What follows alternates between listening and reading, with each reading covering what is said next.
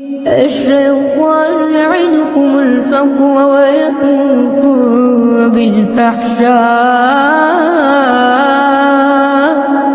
والله يعدكم مغفرة منه وفضلا والله واسع عليم يؤتي الحكمة من يشاء ومن يؤت الحكمة فقد أوتي خيرا كثيرا وما يذكر إلا أولو الألباب.